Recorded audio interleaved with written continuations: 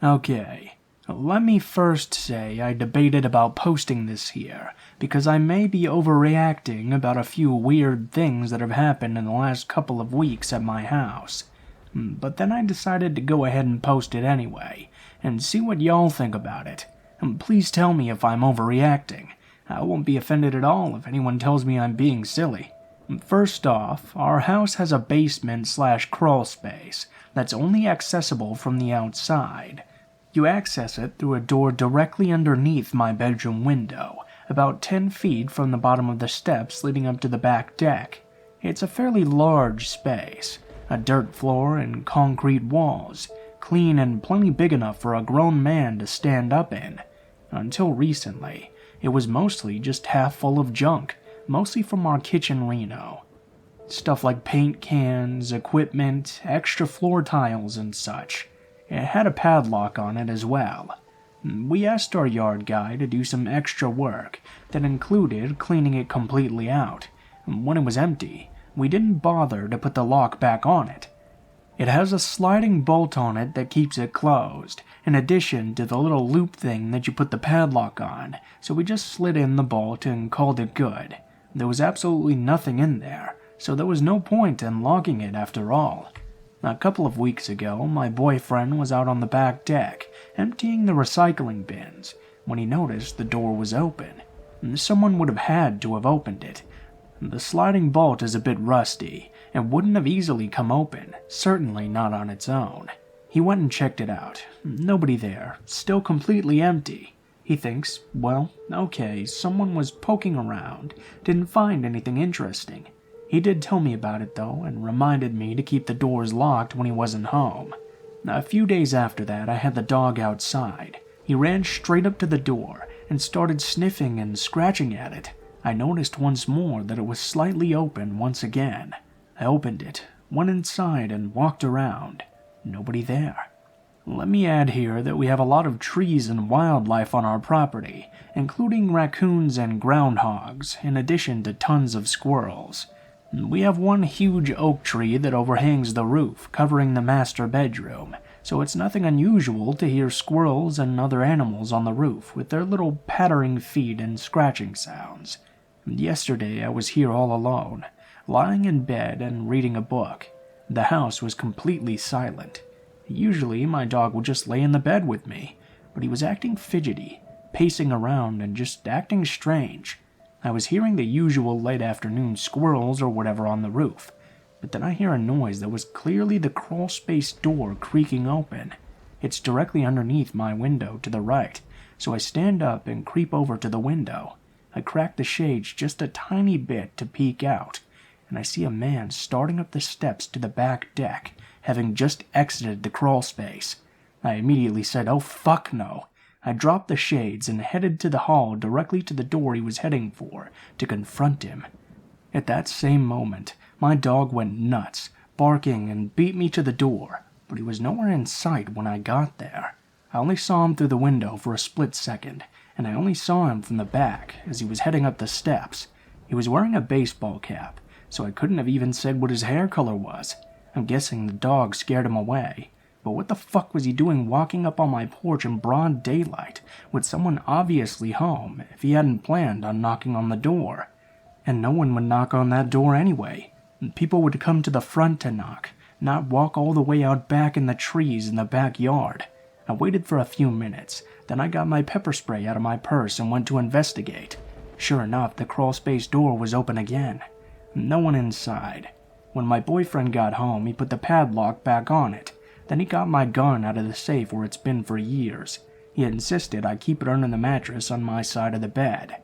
I only agreed to that after he loaded it with rat shot, because I don't think I could shoot another human being, not even in self-defense. Rat shot wouldn't do much more than scare someone with the noise of the gunshot. He was highly pissed at me that I went by myself into the basement to check things out, but I'm more angry than frightened. I don't know if I'm just overreacting. That just because someone had been inside the basement a few times, I automatically assumed the man I saw was responsible and meant harm. I'm fairly certain he did come from there, though, because I definitely heard the door creep open just seconds before I saw him on the steps. With it locked up though, if someone had been routinely in and out, that will stop hopefully.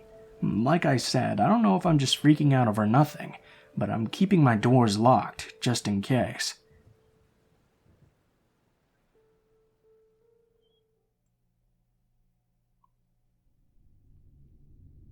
Back in my high school years, I'd often meet with a few friends at a local Dunkin' Donuts.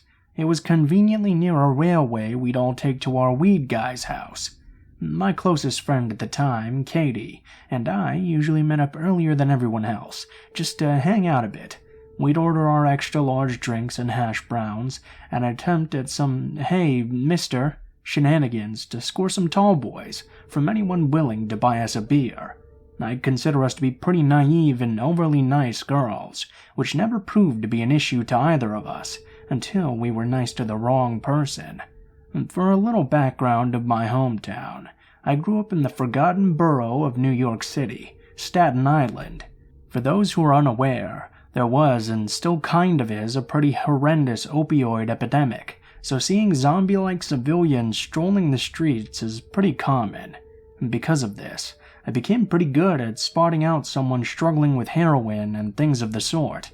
Anyways, on this one day, Katie and I met up at Dunkin' and sat at our usual booth. We were in the midst of messing around with our phones and being our overly giggly selves, when I noticed out of the corner of my eye someone suddenly stop outside of the glass door. Still smiling, I glanced over to see if it was maybe one of our friends, and ended up making direct eye contact with a basic Staten Island-looking dude. I looked away, unbothered, and carried on. Just another customer anyways. After the guy got his coffee, he sat directly at the table across from our booth. I chose to ignore the fact he sat weirdly close and resisted eye contact, since that had already awkwardly happened. I guess the motion caught Katie's attention though, as she looked over her shoulder at the man settling in. She looked at me and made a face that said, okay. We just giggled and tried to move on.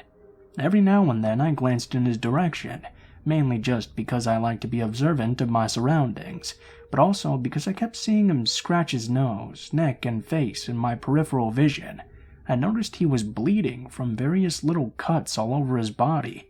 This was a dead giveaway he was doing some form of opiate, as they tend to get very itchy and scratch until they break skin. A few minutes later, the man asked if one of us had a charger he could borrow.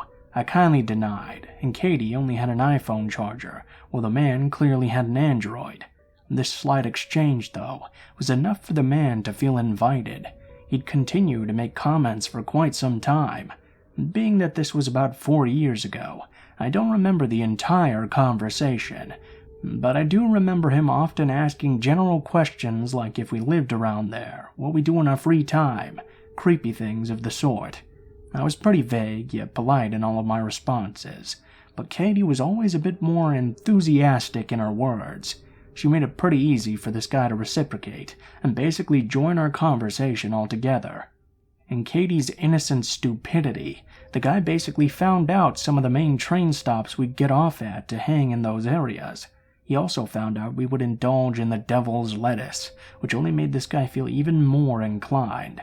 At some point, he mentioned how his ex-girlfriend got him into some trouble, got him into heroin which he used to sell, served jail time for, and pretty recently got out. He also mentioned how he'd been an ice cream truck driver since his release, and told us that he was always driving around the train stops Katie mentioned earlier. He also repeatedly offered to give us rides around in his truck someday, with free ice cream as the bribe. Again, we were pretty naive and overly nice girls, Katie more so than I. So one thing led to another, and eventually, this guy was asking for Katie's social media. She happily obliged. She'd always been really dedicated to expanding her follower count. Throughout this entire exchange, I was mostly just nodding, smiling, laughing here and there, so my remaining silence during the social media exchange went unnoticed. However, once the guy started following Katie on Instagram, he quickly found mine through a tagged picture on her page. It wasn't private at the time, so he immediately started liking and commenting on nearly every one of my pictures. The comments were extremely cringy, consisting of hard eyes and water squirt emojis, things like, "Damn, ma." Finally, after the longest half hour ever, I urged we should really be catching our train. Fortunately, the man wasn't persistent after that, and we were on our way with no problem. After some verbal recap of what just happened, I convinced Katie to block him, and I did the same. We brushed it off with that. I had honestly forgotten about this strange interaction until about a week later. I was hanging out with some friends at a park near my high school when Munchies made me crave Ralph's Ice, which was just up the block. I ventured off with one other friend. We almost made it to the store before the sound of an ice cream truck approached from behind us. Completely lost in conversation, my attention was only caught by the high-pitched screeching of the truck's brakes and a somewhat familiar voice. Of course it was him. He shouted out to me, but with Ralph's only a couple feet in front of us, I ignored him and rushed inside with my friend. The man didn't stick around, being that he was blocking the whole lane on a narrow two-way road, but we still called our friend at the park to pick us up in his car. For the next 2 weeks, there were multiple times this man tried to pick me up in his truck, at this point making me pretty paranoid he was stalking me. The last time it happened, he parked directly outside of one of the train stops, almost as if he was waiting for me to come out. He kept calling out to me, asking why I had blocked him, and saying he just wanted to be friends. At this point, I'd had enough, and told him to just leave me alone. My dad's a lieutenant. This was a lie, but it slipped out in my defense. I walked away before he could respond, and off into the diner I was meeting my friends at that night. I saw his truck slowly drive away in the window, and thankfully I've never had an interaction with the ice cream man again. The sounds of the ice cream truck have haunted me ever since, though.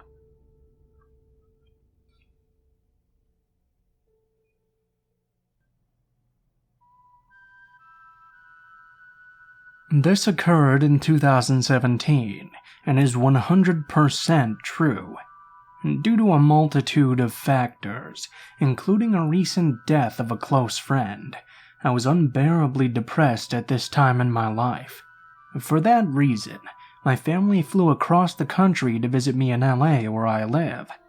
We thought it would be nice to visit Catalina Island. When we arrived, it became immediately apparent to us that it was the off-season.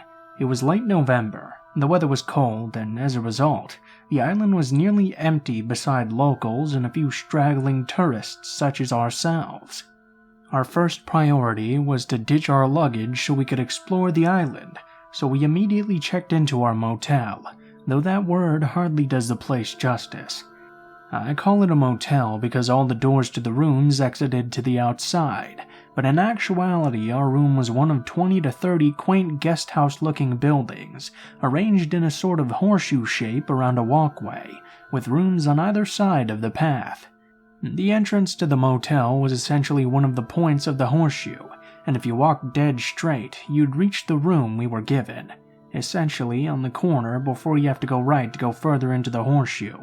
So from our room, one path led back to the street, the other further into the secluded maze of rooms. Stay with me here. After about a day of exploring and having just finished dinner, it was time for the cold, dark walk back to the room. Catalina Island is a decent distance from the mainland, and let me just say, it gets dark. Similarly dark was my headspace after the dinner conversation took a left-hand turn, and my overwhelming depression got the best of me. I pulled my black hoodie tighter over my freezing ears, and walked ahead of my parents to the hotel room, telling them I just needed to go to sleep. And I did immediately. Depression sometimes makes that easy. I was already losing consciousness as they entered after me, drifting off without so much as a good night. Then I woke up to my mom saying my name, a harsh whisper. The room had 2 beds, my parents' bed closer to the door, and mine further in the room. My mom's voice cut through the silence again. She sounded concerned for me. I didn't blame her considering my mental state at the time. Groggily, I rolled over. "What?" I asked. As my eyes adjusted to the dim moonlight coming in through the curtains, I saw her turn to face me. She was surprised to see me in my bed. Her eyes got wide.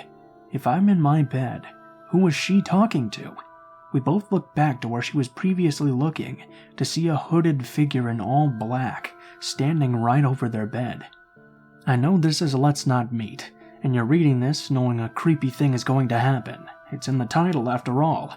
But understand how horrifically startling it is to be on an island in the middle of the ocean and wake up to see a hooded stranger looming over you. The moments seem to last forever. Life isn't like the movies, though, where characters unleash a blood-curdling scream. Sometimes the only thing that can come out is something panicked and guttural. My mom's words became low and severe as she called my dad's name in a dire voice I'd never heard her use before. Then the hooded figure did something so bizarre and unsettling. It didn't advance toward us, but instead, it crouched in the corner near where it stood. The way it crouched seemed so absolutely unexpected, even in regards to this unexpected situation, and that it terrified me. It seemed almost animalistic. I knew two things. The hooded figure had been standing over us and watching us sleep, and it was not acting in any sort of way that I could understand. As opposed to the infinite moment of this figure standing over us mere seconds ago, the series of events that unfolded when my hulking ex-military dad woke up happened in an instant. Suddenly we were out the door, not knowing which way the intruder went. My mom was screaming, "Get him! Get him!" My dad was running down one path of the horseshoe further into the hotel, shouting through sheer adrenaline, "I'm gonna fucking kill you!" I ran down the other path towards the street. When I got there, not a sign of the intruder, but it became suspiciously quiet behind me. I ran back to the room to find my dad quietly walking back, his head low. He really gets close to me, and I hear him say, "It's a fucking kid." The explanation: some young teen, tall and lanky as I am in my 20s, wearing all black including a black hoodie, went into the wrong room, our room. The one time my parents just so happened to forget to lock the door. My mom woke up when he entered, and seeing a tall person in a black hoodie thought he was me, assumedly leaving the room in a depressive episode. When the hooded figure crouched, it was because he realized his mistake and he was panicking. He was terrified of us. As I got back to the room, my mom walked out and hugged the kid, who was now crying his eyes out. I would be too if a massive ex-soldier was sprinting after me with murder in his eyes. So, to the now traumatized kid from Catalina Island, I look forward to reading your Let's Not Meet of the same event, from your perspective.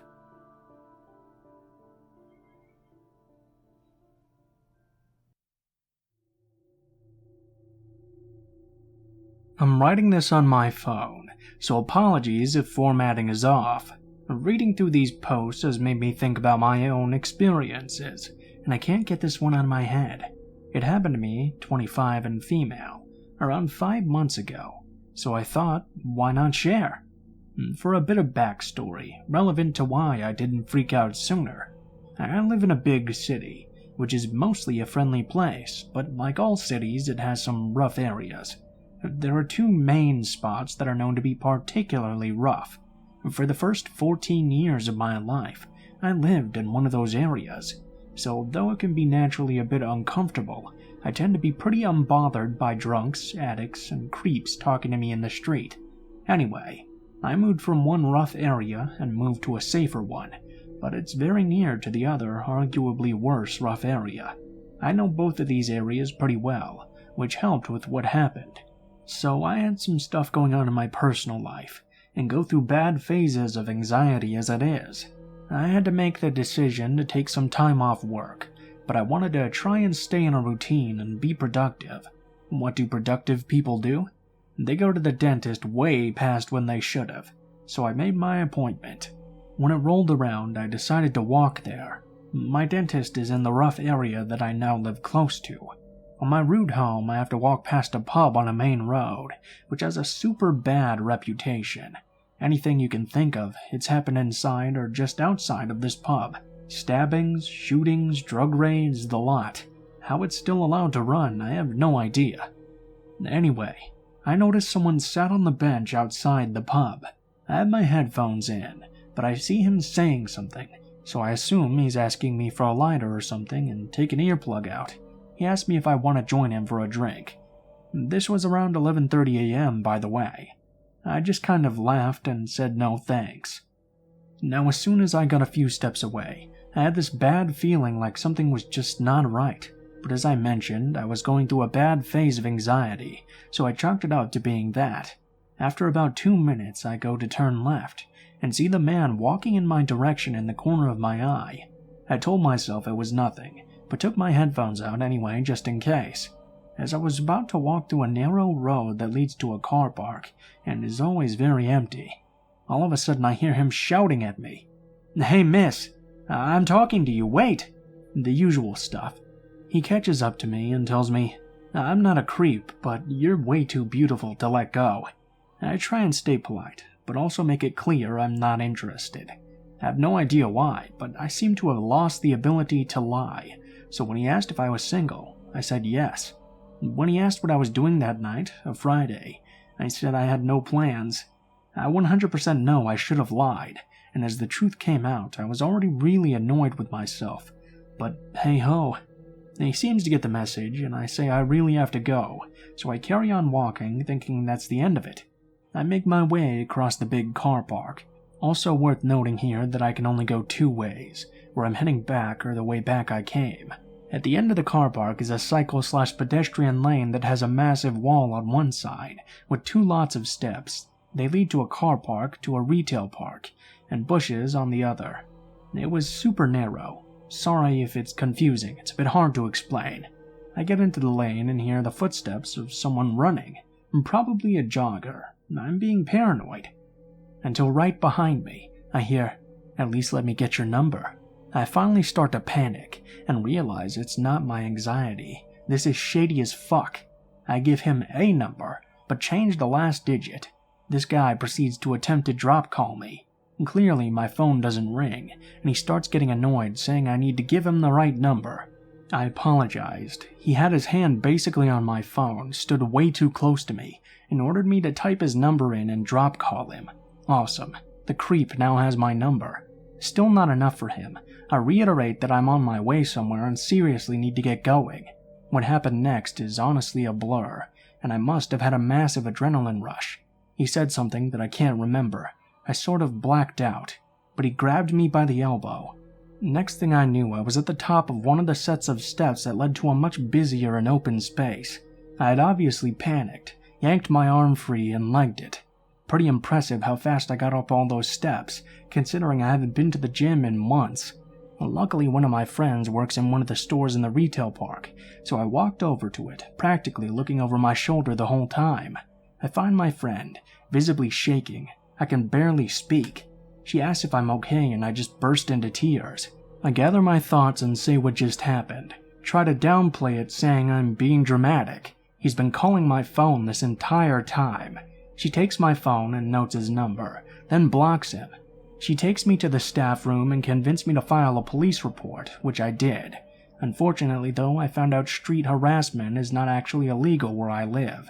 But because he made physical contact, it might not be a complete lost cause.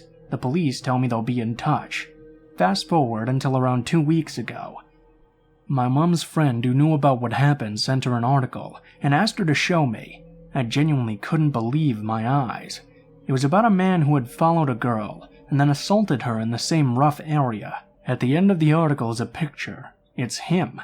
I haven't heard anything from the police, and since he'd already been charged, I figured there wasn't any need for them to contact me again.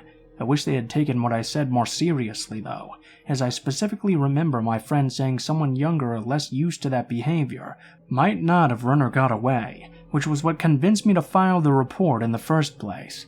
My heart goes out to the girl, and although currently in jail, I hope neither of us ever have to face him ever again. His charge was pretty serious, so he'll be there for a long time, thankfully.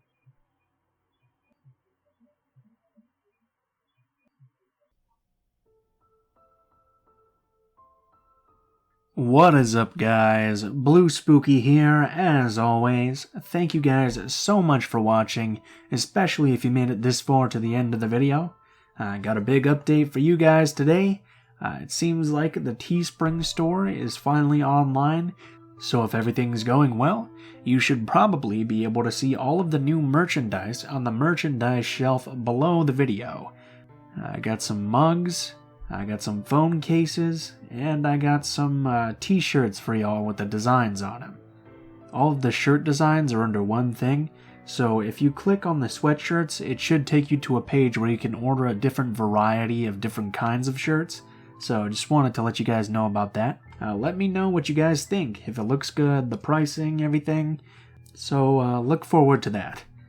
As always, if you guys liked the video, please be sure to like, share, comment, and subscribe if you feel so inclined.